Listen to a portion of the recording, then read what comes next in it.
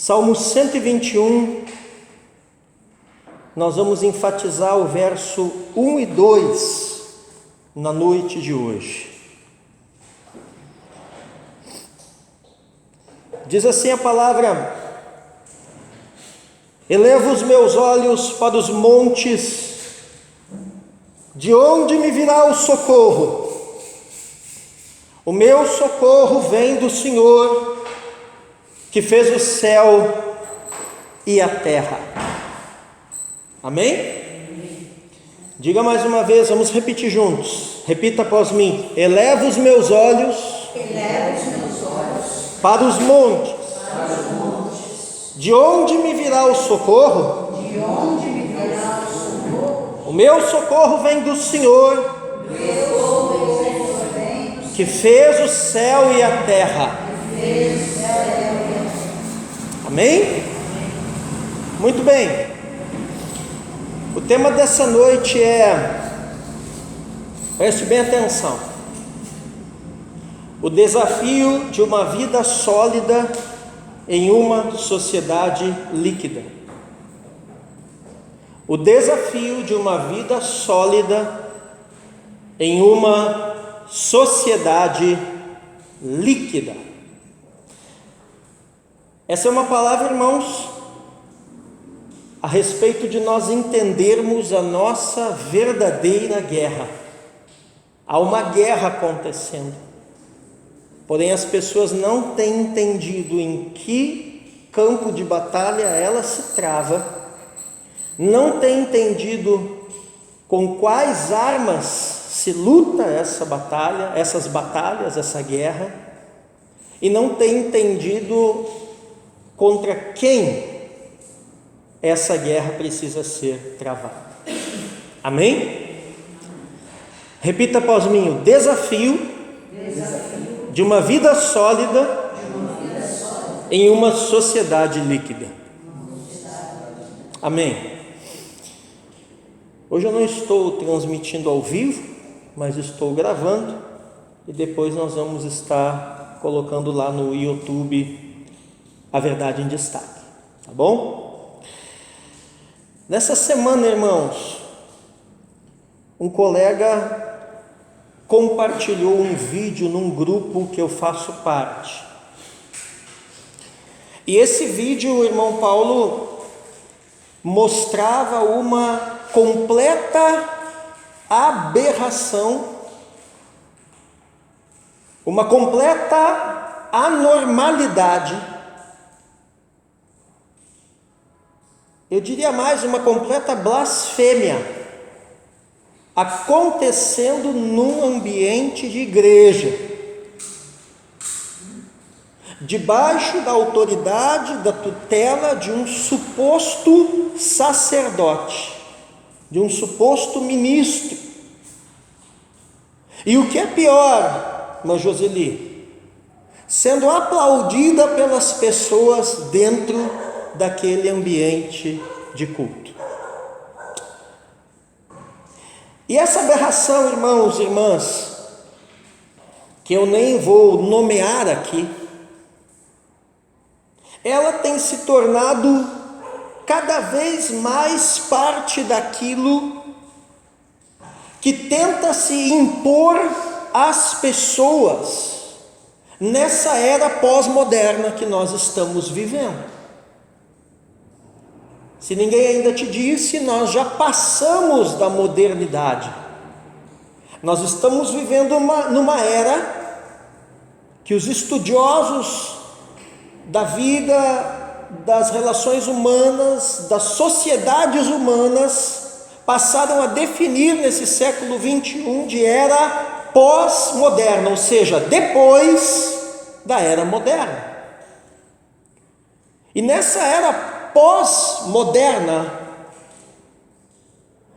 tem se tentado impor às pessoas alguns padrões de pensamento, de comportamento, de atitudes, de conceitos que eles têm denominado, talvez vocês já ouviram essa expressão, o novo normal. Quem já ouviu essa expressão?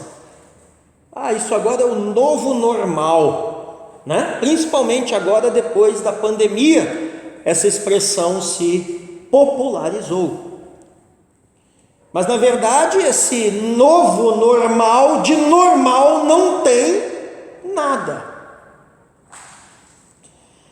E esse tipo de coisas, irmãos, é resultado do crescente abandono por parte da igreja daquilo que eu chamo de retidão da fé. Tem um outro nome bonito para retidão da fé, que é ortodoxia teológica. Mas para não ficar usando termos técnicos aqui para os irmãos, eu vou traduzir o significado. Então a igreja tem abandonado cada vez mais, Sheila, a retidão da fé. Ora, se uma fé não é reta, se entende que ela é torta. Amém, irmãos? Amém. E também essas aberrações, essas coisas aí que tentam impor a nós com o nome de novo normal nessa era pós-moderna, são resultado do descaso também da igreja com relação à sã doutrina. Diga comigo, sã doutrina. Sã doutrina. Amém? A sã doutrina, ela se caracteriza, talvez você me ouve falar muito de sã doutrina, e aí você diz, mas o que é a sã doutrina? A sã doutrina é o ensino que tem 2 aspectos. Quantos aspectos? 2. Primeiro aspecto, catequese. Aí você me olha e diz, mas isso não é uma palavra muito ligada ao nosso linguajar evangélico, mas é uma palavra que está relacionada com a religião cristã. É um aspecto da sã doutrina. O que é a catequese, irmã Sueli? É simplesmente explicar para as pessoas as coisas da religião. Toda vez que eu e você explicamos para alguém algo relacionado à religião, nós estamos de alguma maneira catequizando aquela pessoa. Amém? Isso é um aspecto da sã doutrina. E qual é o outro aspecto da sã doutrina? Esse vocês conhecem bem, né? É o discipulado. Amém? Já ouviram muito eu falar disso aqui na igreja, né, irmãos? O que é o discipulado? O discipulado é quando nós caminhamos na prática, nos princípios aprendidos, debaixo da autoridade, debaixo do exemplo, debaixo do ensino, debaixo da tutela de um mestre, de um discipulador. Amém? Então diga assim comigo, sã doutrina é formada por 2 aspectos. Diga assim, é uma moeda. Diga, uma moeda de 2 lados. Catequese, explicação das coisas da religião, e discipulado, a prática dessas coisas. Diga, a prática dessas coisas. Deu para entender, irmãos? Amém? Aleluia. Mas cada vez mais nós vemos a igreja abandonando essas coisas. E isso nos conduziu ao resultado que nós vemos hoje. O que nós estamos vendo hoje, Cristina? A relativização dos princípios. O que é relativização dos princípios, pastor? É quando alguém chega para você, irmão Paulo, e diz assim, não, veja bem, o que é certo para você pode não ser certo para mim. Alguém já disse isso para algum de vocês? Para mim, várias vezes. Quando alguém faz isso, está relativizando os princípios, e isso é muito perigoso. Outra coisa, que esse abandono da sã doutrina, que esse abandono de uma fé reta trouxe, é a flexibilização de valores. que é flexibilizar valores? Flexibilizar é uma coisa flexível, é uma coisa mole, né? E não é à toa que nós vemos na nossa geração, né, homens de gelatina e mulheres de Maria mole, que não tem firmeza, que não tem posicionamento, que não tem opinião, que são facilmente influenciáveis e conduzidos para onde quer que os outros desejem conduzi-los, dentro dessa coisa chamada novo normal. Tem ou não tem um monte de crente assim hoje em dia? É o que mais tem. É o que mais tem. Então, quando se flexibiliza valores, o que é a flexibilização de valores? É quando não existem mais absolutos. Amém? Então, de repente, alguém chega e diz assim para você: não, veja bem, né? O direito, por exemplo, à vida, né? Já não é mais algo tão absoluto assim. Irmãos, nós estamos vivendo uma geração de princípios relativizados. Amém, pastor? O que é certo para você pode não ser certo para mim. Nós estamos vivendo uma geração de flexibilização de valores.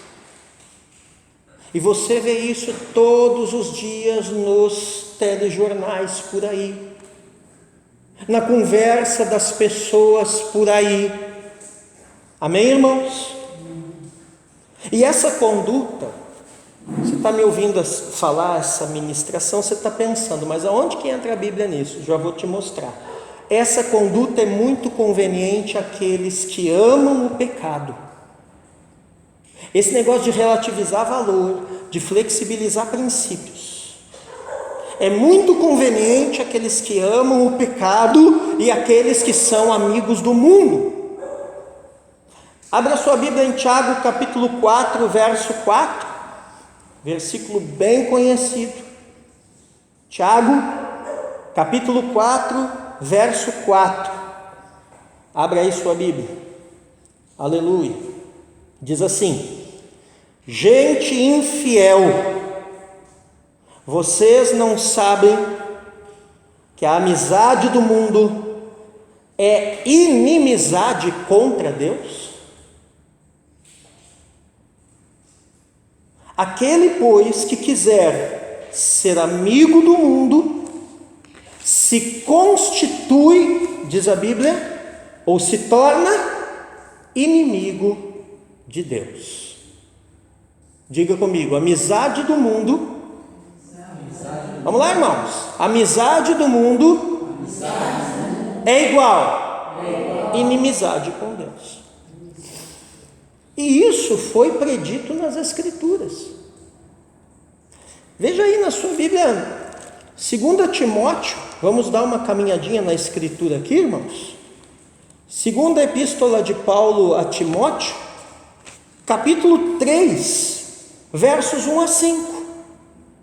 O que está acontecendo hoje, a Escritura já previa que iria acontecer. 2 Timóteo 3, 1 a 5.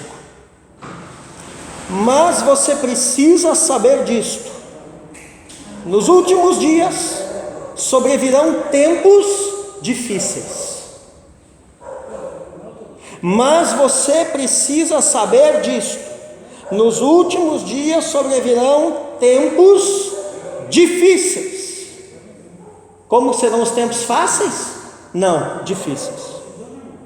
Pois os seres humanos serão egoístas, avarentos, orgulhosos, arrogantes, blasfemadores, desobedientes aos pais, ingratos, ímpios, sem afeição natural, implacáveis, caluniadores, sem domínio de si, cruéis, inimigos do bem, traidores, atrevidos, convencidos, mais amigos dos prazeres do que amigos de Deus.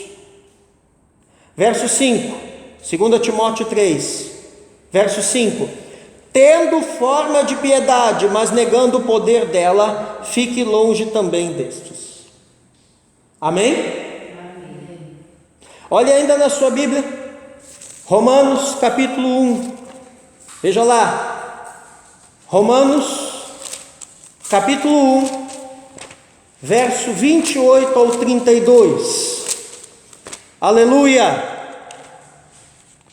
diz assim a Escritura, Romanos 1, 28 ao 32, e por haverem desprezado o conhecimento de Deus, o próprio Deus os entregou a um modo de pensar reprovável, para praticarem coisas que não convêm. Estão cheios de todo tipo de injustiça, perversidade, avareza e maldade. Estão cheios de inveja, homicídio, discórdia, engano e malícia. São difamadores, caluniadores, inimigos de Deus, insolentes, arrogantes, orgulhosos, inventores de males, desobedientes aos pais, insensatos, desleais, sem afeição natural e sem misericórdia. O que é isso? Diagnóstico das Escrituras com relação aos homens no tempo presente. Amém, irmãos?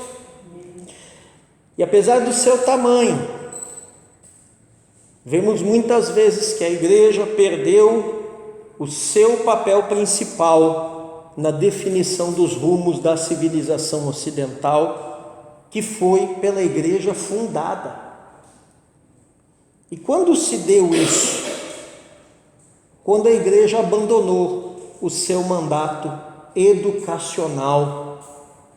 Quando a igreja, de alguma maneira, em algum momento da sua jornada, irmã Sueli, substituiu o estudo e ensino da palavra por um conhecimento baseado nas experiências, baseado nas impressões da cabeça, da alma, do coração, desse, daquele outro.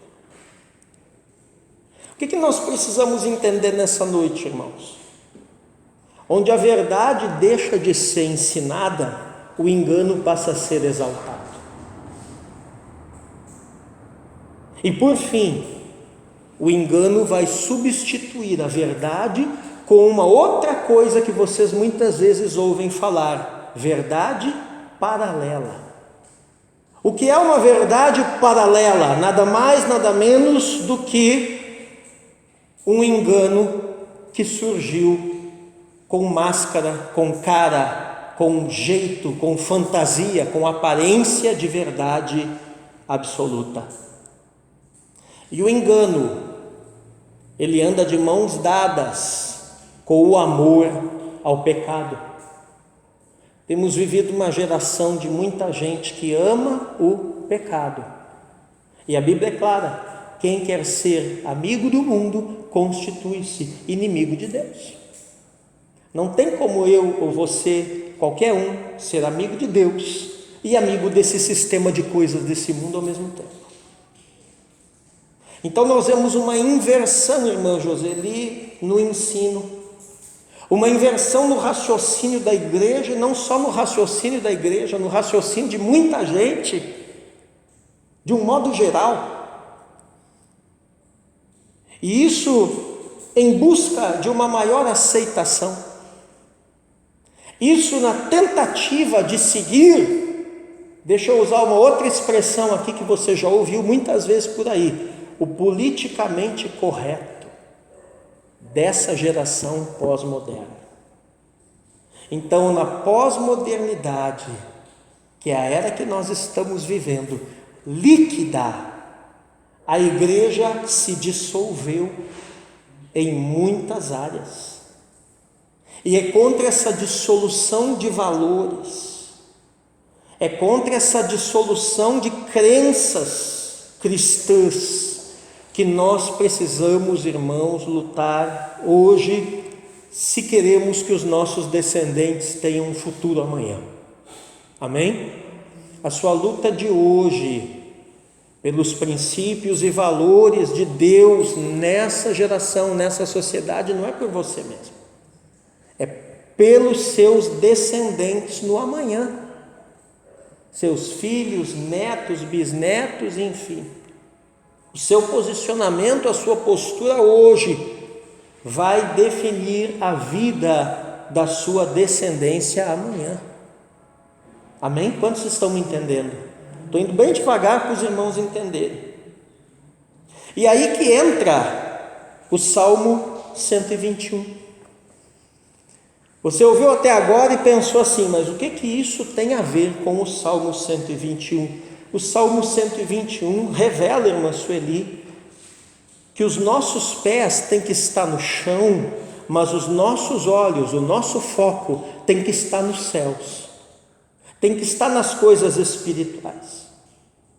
Salmo 121, verso 1 diz ali, olha na sua Bíblia: eleva os olhos para os montes, de onde me virá o socorro? Para onde ele eleva os olhos? Para o alto. Para onde ele eleva os olhos? Para os montes. E ele está em busca do que aqui o salmista? De socorro. Então, do que eu estou falando aqui, pelo Espírito Santo para os irmãos nessa noite? De direcionamento dos céus e de posicionamento na terra. Tem gente que só quer uma palavra de Deus para a sua vida, mas nunca toma uma atitude de mudar na terra. Ai, se Deus falasse comigo, ai, se Deus fizesse, ai, se Deus isso, ai, se Deus aquilo, ok, Deus fala, faz, e isso e aquilo e acontece, mas e eu, e você, e nós? Nós mudamos na terra? Nós assumimos um posicionamento na terra? Quando Deus fala conosco através das Escrituras do céu? Veja que existe gente que acha que só basta focar. Você já viu gente assim? Eu já vi muitos. Só basta olhar para o céu. E aí vai se isolando numa alienação social. E vai aplicando a medida, vai aplicando a régua da religião para tudo na vida. Tem gente que espiritualiza tudo. Você já viu isso? Não pode cair um copo de cima da estante que é Deus falando com ele. Não pode tropeçar numa pedra ali na esquina que é o diabo querendo me destruir.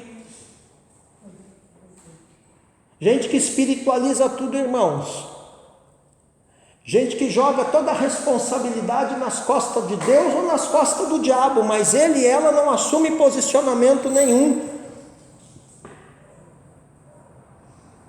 Então veja, não podemos só focar nos céus,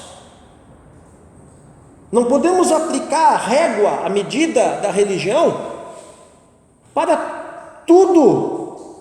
Espiritualizar tudo, achar que tudo ou é culpa de Deus ou é culpa do diabo, porque na verdade seu maior inimigo não é o diabo, é você mesmo.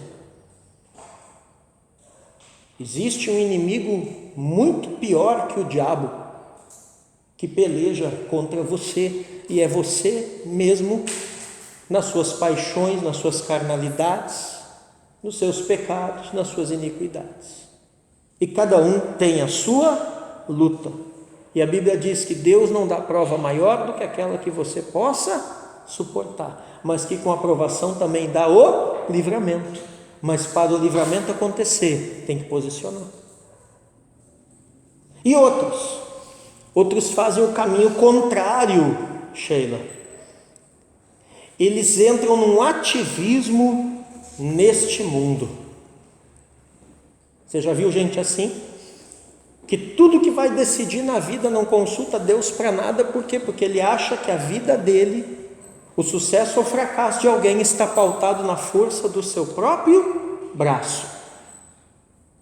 Então, enquanto tem gente que é alienado social, espiritualiza tudo e só busca as coisas do céu, tem gente que é alienado espiritual, ou seja, só busca as coisas da terra, não busca direção, se esquece que acima dos homens existe um Deus que governa a história. Amém? Eleva os meus olhos para os montes, disse o salmista, de onde me virá o socorro? O meu socorro vem do Senhor, mas que fez o céu. Tenho que buscar o céu, mas também fez a terra. Não posso esquecer que estou vivendo nesse mundo, que estou vivendo nessa terra. E é preciso entender, é preciso confiar, como o salmista aqui no Salmo 121, que o socorro real, o socorro verdadeiro, o socorro efetivo, o socorro definitivo, pelo qual muitos clamam, não vem de nenhuma outra direção senão de cima, senão do céu. Não vem de ninguém mais a não ser do Senhor Jesus Cristo. É o verso 2, olha ali sua Bíblia, Salmo 121, verso 2. O meu socorro vem do Senhor, que fez o céu e a terra. Tem gente que busca o socorro para a direita, para a esquerda, para a frente, para trás, para baixo. Enquanto que a Bíblia ensina que só existe uma direção de onde vem o socorro efetivo que todos nós precisamos nas nossas dificuldades, que é de cima, que é de Deus, que é do céu. Volto a dizer, desde que você se posicione na terra. Não adianta, por exemplo, eu buscar socorro do céu para uma situação de pobreza que eu estou vivendo, se eu não estou disposto a trabalhar na terra. Não adianta buscar socorro no céu para uma situação de dificuldade num casamento, por exemplo, se eu não estou disposto a andar uma milha a mais com o meu cônjuge na terra. Amém, irmãos? Amém. Veja, só que logo no verso 3, o salmista equilibra esse entendimento, mostrando que o Deus que envia o socorro dos céus também firma os pés daqueles que se posicionam na terra. Veja bem, o Deus que envia o socorro dos céus firma os pés de quem se posiciona na terra. Salmo 121, verso 3, olha ali, o que ele diz: Ele não permitirá que os seus pés vacilem, não dormitará aquele que guarda você, não permitirá que os seus pés vacilem. O verso 1 e o verso 2 está falando do céu, o verso 3 está falando da terra. O que significa isso? Que céus e terra têm que trabalhar em alinhamento, tem que haver um alinhamento. Céus e terra, anjos e homens, Espírito Santo e igreja. E o Senhor, quando acontece esse alinhamento, Ele assegura que os nossos pés não vacilarão. Amém? Finalizando já, nós estamos em meio a uma guerra, e o campo de batalha é a cultura.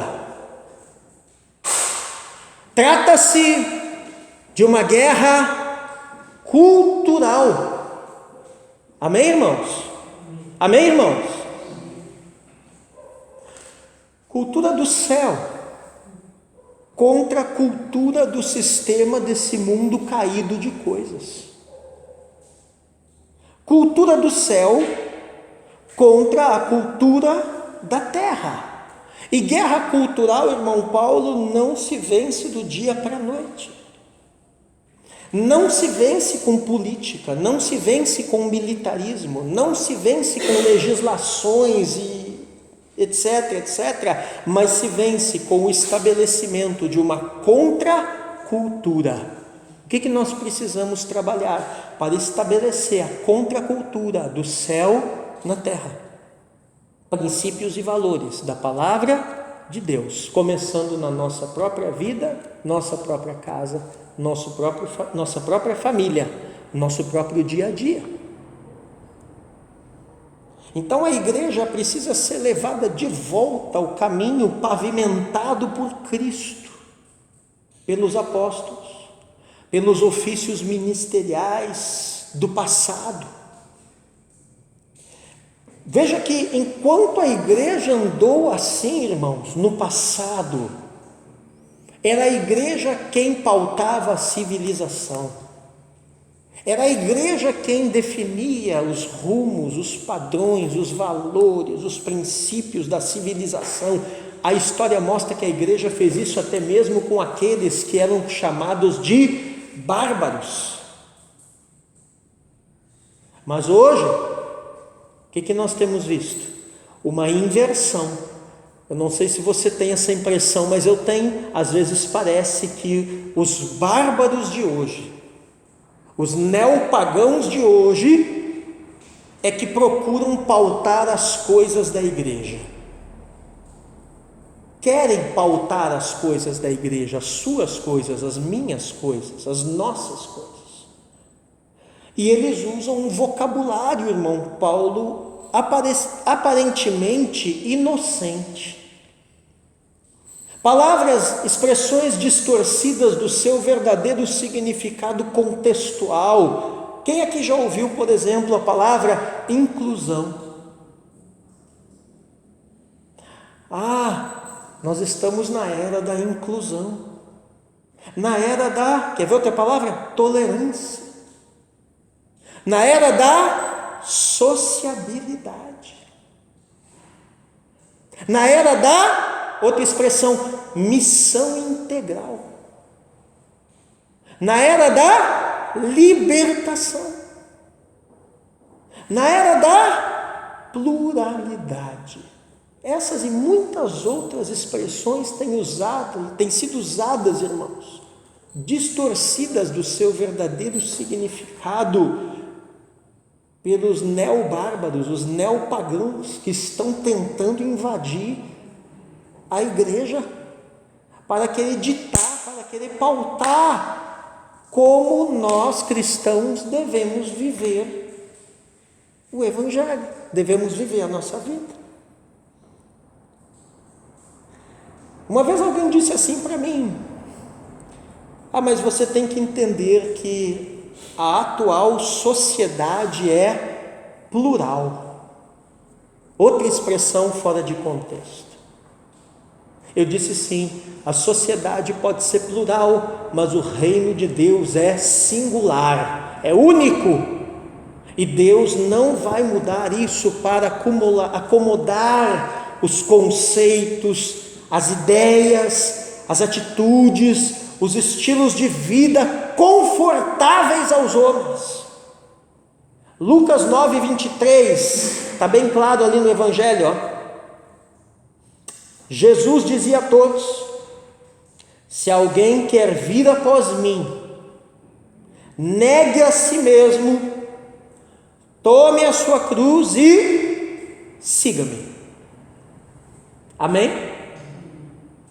É eu quem sigo Jesus, não é ele quem me segue.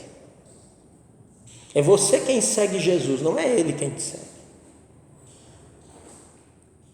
E nós não precisamos e não devemos até ficar pedindo pelo amor de Deus para ninguém seguir Jesus, porque Jesus chegava para o pecador e dizia assim: segue-me, e o cara largava o que estava fazendo e seguia ele.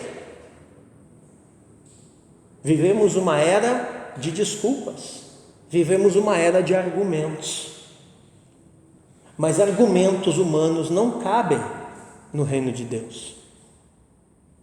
A igreja precisa reagir da mesma forma como reagiu no passado. Lá no século II, defendendo a fé cristã, defendendo os valores conservadores da sociedade ocidental, contra as perseguições pagãs por fora e as heresias por dentro.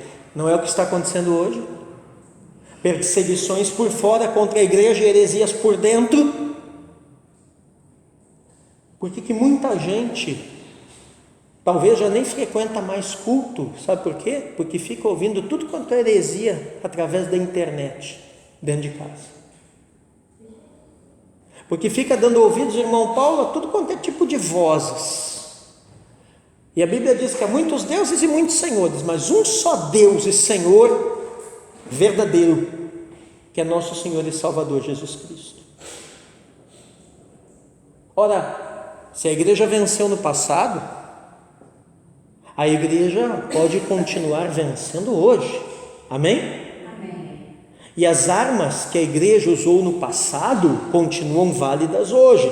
Que armas são essas? A autoridade das Escrituras sobre qualquer outra forma de autoridade. As Escrituras são a palavra de Deus, regra de fé e prática para todo aquele que crê. Amém, irmãos? Qual outra arma que a igreja usou no passado? A afirmação das suas crenças através das confissões de fé, que foram os credos da igreja. Precisamos confessar nossa fé. Precisamos saber no que nós cremos, estar bem convictos disso e confessar isso a outros. E por fim, poderosa arma que a igreja usou no passado, apostolicidade. O que é apostolicidade? É a autoridade da igreja para declarar a palavra e a vontade de Deus na terra a partir dos ensinos apostólicos. Amém? Ninguém tem autoridade para falar em matéria de religião na terra, de religião cristã, a não ser a igreja. Hoje a gente vê tudo quanto é gente por aí querendo dar pitaco na igreja. Mas a igreja é coluna e fundamento da verdade. Ela tem as Escrituras sagradas. Ela sabe de onde veio, ela sabe quem é, ela sabe para onde vai. E ela tem sim autoridade para declarar essa palavra que foi confiada a ela, pelo próprio Deus, à terra, aos homens, a essa sociedade, a essa geração. Então, como o salmista disse, o socorro vem do céu. Eleva os meus olhos aos montes, de onde me virá o socorro? Os montes, os lugares altos, os céus. Mas o socorro do céu precisa se tornar uma realidade prática na terra. E como que isso acontece? Com uma atitude, com um posicionamento dos legítimos filhos e filhas de Deus na terra. E quando tomamos essa atitude, esse posicionamento, o Senhor mesmo se empenha em garantir que nos guardará fisicamente e espiritualmente. Glória a Deus. Quando você se posiciona com Deus, Deus se compromete em guardar e abençoar você. Amém. E aí eu termino, que é o final do Salmo aqui, ó. Eu fiz a exposição até o verso 1, do verso 1 ao 3, Salmo 121, do 1 ao 3, e eu vou finalizar nessa noite apenas com a leitura dos versos 4 ao 8, que mostra o que eu acabei de dizer aos irmãos. Diz assim, ó: é certo que não dormita nem dorme o guarda de Israel. A igreja tem um guardião, que é o próprio Deus, e ele não dorme em serviço. Glória a Deus. O Senhor é quem guarda você. Amém. Você veio ouvir Deus falar com você nessa noite no culto? Deus está falando isso, através da palavra. O Senhor é quem guarda você. Amém, Jesus. O Senhor é a sombra à sua direita. O que significa a sombra à sua direita? Que Ele está tão perto que a sua sombra acaba se projetando em mim, em você, em nós. Então Deus não está longe, como muita gente pensa e diz, e como querem fazer você pensar. Ele está perto. De dia não lhe fará mal o sol, nem de noite a lua. Já falei no início do culto o que significa aqui esse sol e essa lua. Espíritos, né? Que regiam o dia, que regiam a noite na época do paganismo cananeu, que é o contexto histórico onde o Salmo 121 aqui foi escrito. Verso 7: o Senhor guardará você de todo mal, guardará a sua alma. Aleluia. Amém? Amém. Quantos males nos afligem, irmãos? Quantos males se levantam contra nós no dia a dia? Mas a Bíblia está dizendo que tem alguém que nos guarda e que guarda a nossa alma. Amém? O Senhor guardará a sua saída e a sua entrada desde agora e para sempre. Isso aqui confirma o que a Bíblia diz, que você será guardado ao sair, que você será guardado ao entrar. Glória a Deus. Amém? Então, irmãos, que a gente, ao término desse culto, ao retornarmos, vá para casa pensando nisso. O nosso desafio é esse, é vivermos uma vida sólida. Solidez significa o quê? Firmeza. Em uma sociedade líquida. Você não tem a impressão que às vezes parece que as coisas ficam diluídas nos nossos dias? Parece que aquilo que era certo no passado já não é tão certo assim para muitas pessoas. Aquilo que era errado no passado já não parece tão errado assim para muita gente. É a diluição, é a sociedade líquida. Mas nós temos um Deus verdadeiro, sólido, uma palavra de Deus sólida, uma igreja sólida, uma fé sólida, e por isso permaneceremos no dia mau. Amém?